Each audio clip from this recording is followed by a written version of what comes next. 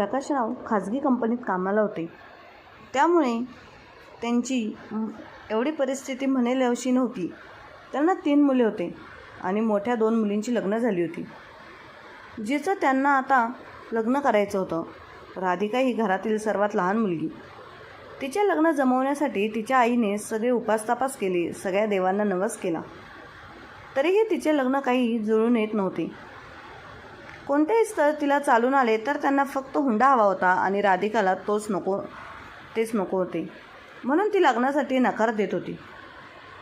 परंतु राधिकाला आज पाहुणे बघायला आले होते. पाहुणे निघून गेल्यावर घरातल्या सगळ्यांनी एक मोठा श्वास घेतला, कारण आता सगळ्यांना विश्वास बसला होता की राधिकाचं लग्न नक्कीच होईल. सगळे थकले होते, परंतु आनंदाची बातमी ऐकल्यामुळे सगळ्यांना खूप उत्साह निर्माण झाला होता. राधिकाचे बाबा प्रकाशराव 6 महिन्यांनी रिटायर होणार होते. तरी पण त्यांच्या 3ऱ्या मुलीचं राधिकाचं लग्न अजून कुठे जमत नव्हतं. प्रकाशरावांना 3 पण मुलीच होत्या, परंतु यामुळे त्यांना कधीच वाईट वाटले नाही, कारण त्यांनी त्यांच्या 3 पण मुलींना उच्च शिक्षण दिलं होतं. त्यांनी मुलींना कधीच काही कमी पडू दिलं नाही. दोन्ही पण मुलींच्या लग्नाच्या वेळेस त्यांचं देणं घेणं करून प्रकाशरावांची पार कंबर तुटली. शिवाय प्रकाशरावांनी त्यांच्यासाठी घर बांधण्याचे काम देखील चालू केले होते. त्यासाठी खूप पैसे लागत होते. त्यामुळे आता राधिकाच्या लग्नासाठी तिचे वडील जास्त पैसे खर्च करू शकत नव्हते, कारण त्यांच्याकडे आता थोडीच बचत शिल्लक राहिली होती. राधिका सरकारी नोकरी करत होती, त्यातून तिला खूप सारे पैसे भेटत होते. खूप वेळा तिला काही स्थळे आली, परंतु त्यांची डिमांड पाहून घरातले त्यांना नकार करवित होते. सारखा नकार दिल्यामुळे घरात कलह निर्माण झाला होता. मुलीचं लग्न होत नाही या टेन्शनमुळे तिचे वडील जेवण करत नव्हते आणि बाहेर कुठेतरी निघून जात असायचे. आणि आई पण तिला काही बोलू स्वतः रडत असायची. कधीकधी तिच्या दोन्ही बहिणी पण येत होत्या आणि तिला टोमणे देऊन जात असायच्या की तुझं लग्न लवकर का होत नाही. राधिकाला लग्नाबाबत काहीच प्रॉब्लेम नव्हता, पण तिला येणाऱ्या स्थळांची डिमांड पाहून तिला त्यांची चीड येत होती. शेवटी तिने घरच्यांना सांगितले की जो मुलगा हुंडा न घेता लग्न करेल त्याच्यासोबतच मी लग्न करायला तयार आहे. शेवटी राधिकाच्या मनासारखा एक मुलगा तिच्या आत्याने शोधून आणला. मुलगा एक साधारण कंपनीमध्ये मॅनेजरच्या पदावर काम करत होता. मुलाकडच्या माणसांना काहीच देणं घेणं नव्हतं. त्यांना फक्त शिकलेली आणि नोकरी करणारी मुलगी पाहिजे होती. आणि आज जे पाहुणे राधिकाला पाहण्यासाठी आले होते त्यांनी तिला होकार दिला आणि राधिकाच्या घरच्यांनी पण त्यांना होकार कळवला होता.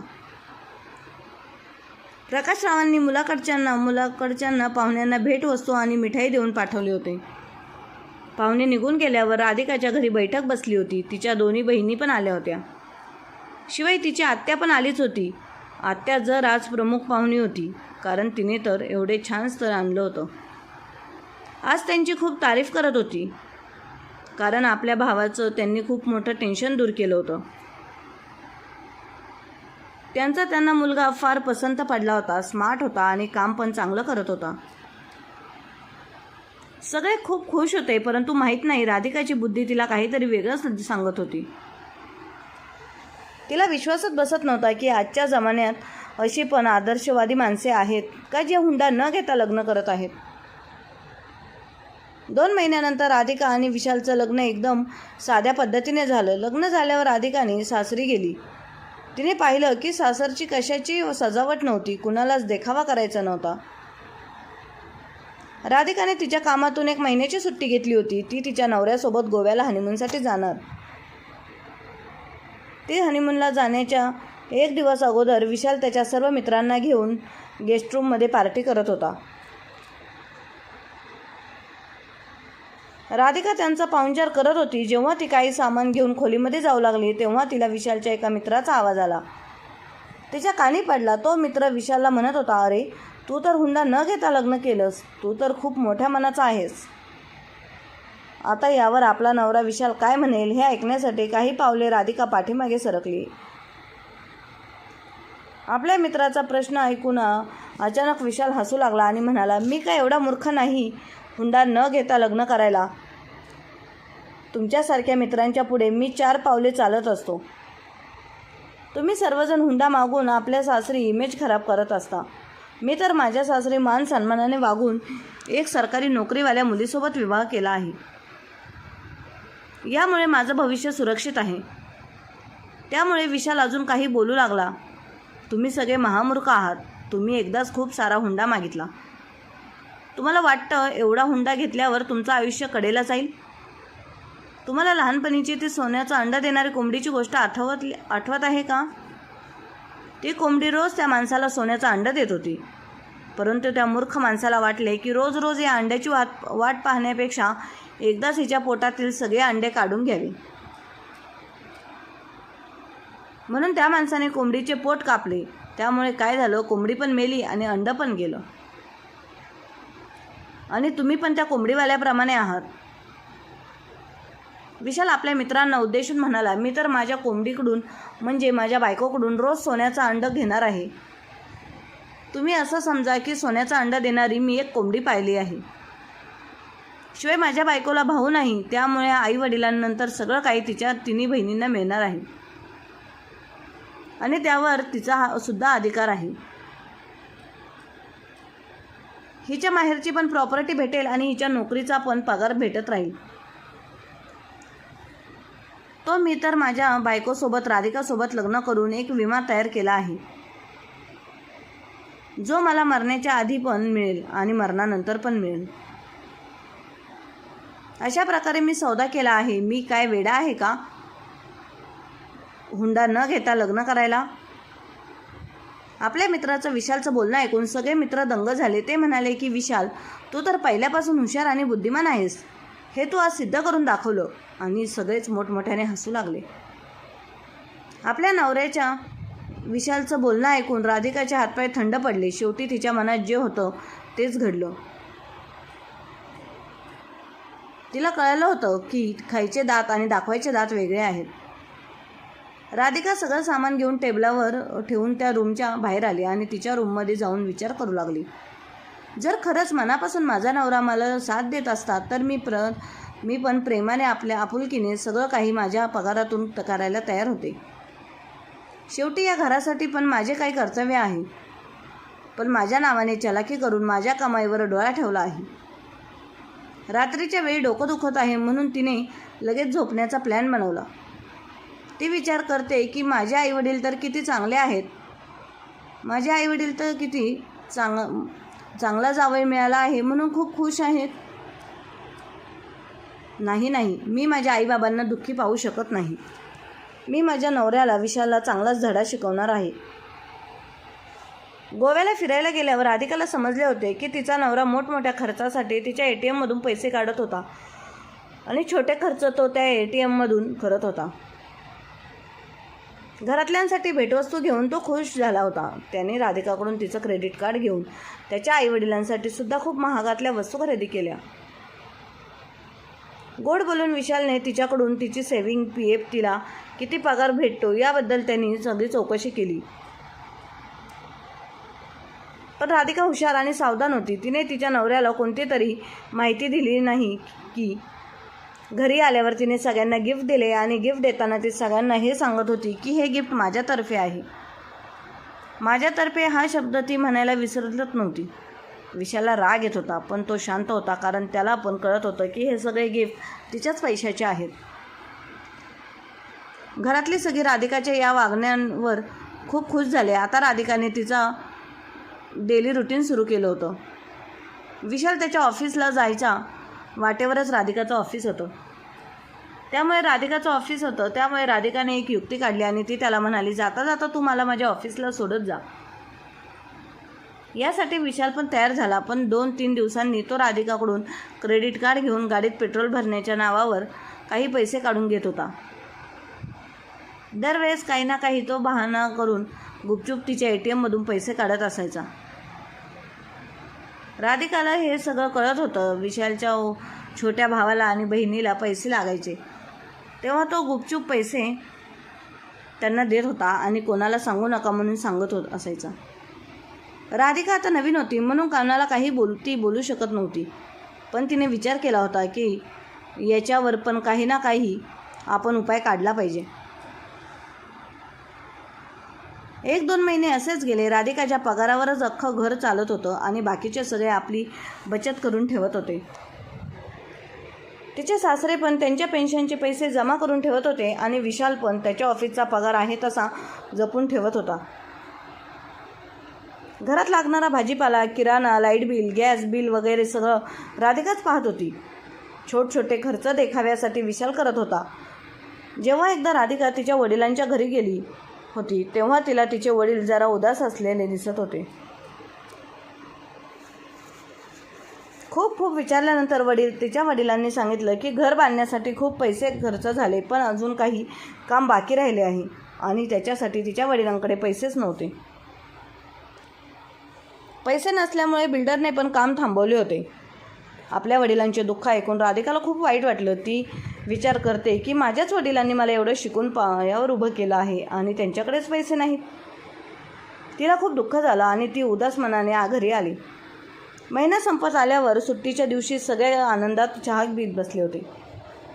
त्यावेळेस राधिकाने खूपच शालीनतेने आणि आपलेपणाने म्हणाली की हे बघा, आपल्या घरात 3 जणांचा पगार येत आहे, पण आपण कोणीही काही बचत करत नाही आणि हे कसं चालणार आहे. मला तर खूप काळजी वाटत आहे. छोट्या दिराचं शिक्षण अजून 2 वर्ष आहे. अजून ननंदबाईंचं लग्न पण करायचं आहे. एवढं गोड आणि आपलेपणाचं बोलणं ऐकल्यामुळे तिने सगळ्यांचंच मन जिंकून घेतलं. हे बघा, पुढे जाऊन खूप खर्च होणार आहे, त्यामुळे आपल्याला आत्तापासून प्लॅनिंग करावं लागेल. आपण या महिन्यात बघू की कोण जास्त पैसे खर्च करतं आणि कोण कमी पैसे खर्च करत आहे. सगळ्यांनी आपण कुठे पैसे खर्च केले हे लिहून ठेवायचे आहे आणि जो कोणी जास्त पैसा खर्च करतो त्याला 1 महिन्याची बचत करण्याची संधी दिली जाईल आणि त्यानंतर सगळ्यांनी सामान खर्च करायचा. त्यामुळे सगळ्यांनी थोडे बचत होईल आणि ही बचत आपल्याला भविष्यात सहकार्य करेल. एका कागदावर तिघांनी पण आपण केलेले खर्च लिहिले. जेव्हा तो खर्च मोजला गेला तर सगळ्यात जास्त रक्कम राधिकाचीच होती. तिनेच घरात जास्त खर्च केला होता. विशालने त्याच्या भावावर आणि बहिणीवर केलेला खर्च पण बाहेर निघाला. विशाल जरा घाबरला होता, कारण त्याने राधिकाला माहीत न होता तिच्या अकाउंटमधून खूप पैसे काढले होते. पुढच्या महिन्यात सगळ्यांना एकसारखे घरात पैसे खर्च करावे लागले आणि त्यामुळे राधिकाची चांगलीच बचत होऊ लागली.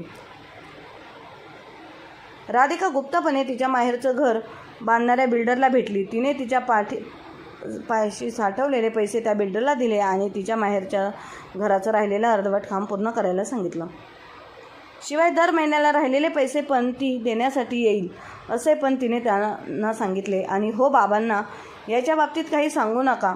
1 महिन्यातच त्या बिल्डरने राहिलेले घराचे काम पूर्ण केलं.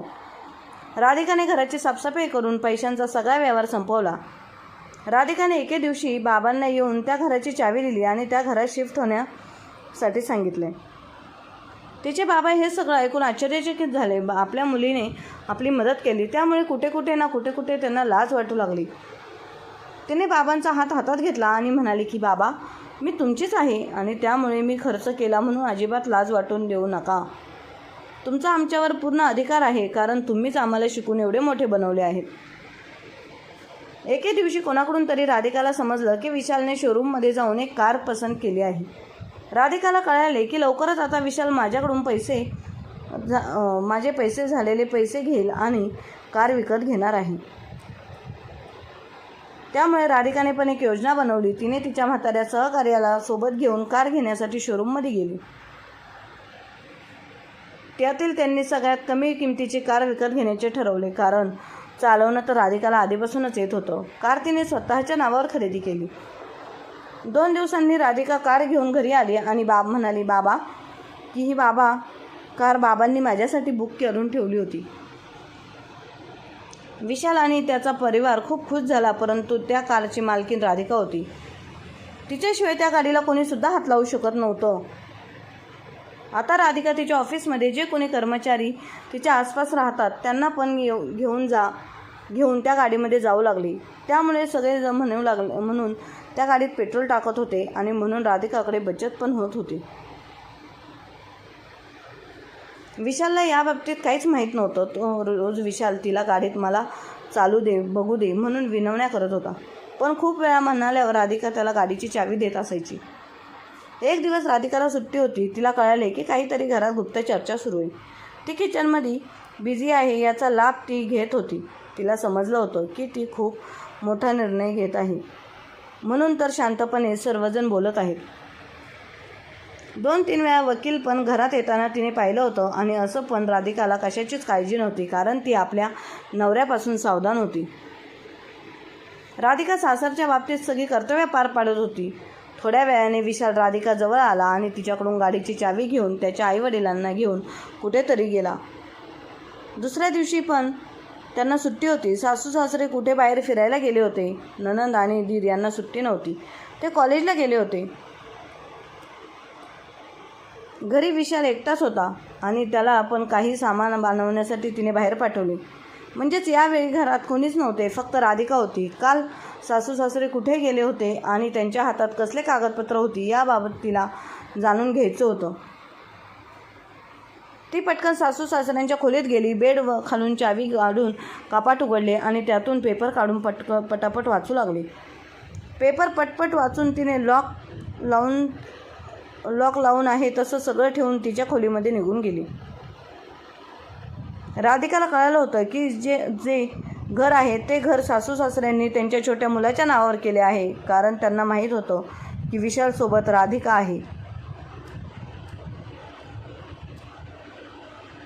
आणि ते आज ना उद्या स्वतःसाठी नवीन घर घेतील. काही दिवसांनी सासू सासरे राधिकाला म्हणाले, हे बघ बाळा, हे घर आता खूप कमी पडत आहे आणि तुमच्या स्टेटसला शोभा देत नाही. तुम्ही विचार केला की या घरावरती अजून एक बंगला बांधावाला, त्याला जरा टवटवीत बनवावा आणि त्यासाठी पैशांची गरज आहे. त्यासाठी तू तुझ्या नोकरीतून काही लागेल लोन घेऊ शकतोस. ते पैसे आम्हाला दे, शिवाय तुझी नोकरी अजून खूप वर्ष चालणार आहे. राधिकाला समजलं की तिला आता पूर्णपणे जाळ्यात ओढले जात आहे. राधिका म्हणाली, ठीक आहे, मी ऑफिसमध्ये उद्या जाऊन चौकशी करते. ऑफिसमध्ये जाऊन तिने कोणाचा तरी सल्ला घेतला आणि मग ती घरी आली आणि सासूला म्हणाली की मला लोन सहज मिळू शकतं, परंतु हे घर माझ्या नावावर असले पाहिजे, तरच लोन द्यायला तयार आहेत. कारण सेफ्टीसाठी माझ्या नावावरच्या घराचे कागदपत्र त्यांना बँकेत ठेवावे लागतील. जर मी त्यांचे पैसे फेडू शकले नाही तर ते आपल्या घरावर कब्जा पण करायला मोकळे आहेत. आणि हा नियम तर तुम्हा सगळ्यांना माहीतच असेल. सासरच्या घरच्या माणसांना दुसरा कोणता ऑप्शन नव्हता. त्यांना ते घर राधिकाच्या नावावर करावेच लागले. राधिकाने लोन घेऊन तिच्या पद्धतीने त्या घराला मस्त आकार दिला. घर खूप छान बनवले. आता या घराची मालकीण राधिका होती. एक दिवस तिच्या ऑफिसमध्ये काम करणाऱ्या मैत्रिणीला घेऊन राधिका घरी आली. तिच्या मैत्रिणीने मुद्दाम तिच्या सासरच्या माणसांना सांगितले की राधिका आजकाल खूप टेन्शनमध्ये असते. आज तर तिला चक्कर आली होती. लोनमुळं तिला हे सगळं होत होतं. ती मानसिकरित्या खूप कमजोर पडत आहे. यामुळेच तिचं कामात पण व्यवस्थित लक्ष लागत नाही. जर असंच होत राहिले तर राधिकाला तिची नोकरी सोडावी लागेल, असं तिच्या मैत्रिणींनी सगळ्यांना सांगितलं. कारण कामात काही चुका केल्या तर त्याला सस्पेंड केले जाते. जर ते एवढे पगार देत आहे तर चांगले काम पण केले पाहिजे. हे सगळं ऐकून घरातले सगळे घाबरले. थोड्या वेळाने मैत्रिणी निघून गेल्या. राधिका हळूहळू आवाजात म्हणाली, हे बघा, काही महिने तुम्ही दोघे घरातील सर्व खर्च भागवता. मी माझ्या पगारातून लोन फेडते. राधिकाच्या म्हणण्याप्रमाणे पुढच्या महिन्यापासून घरातील खर्च सासरच्या पेन्शनवर आणि नवऱ्याच्या पगारातून होऊ लागला. राधिकाने खूप चतुराईने स्वतःला घरातील खर्चापासून वाचवले.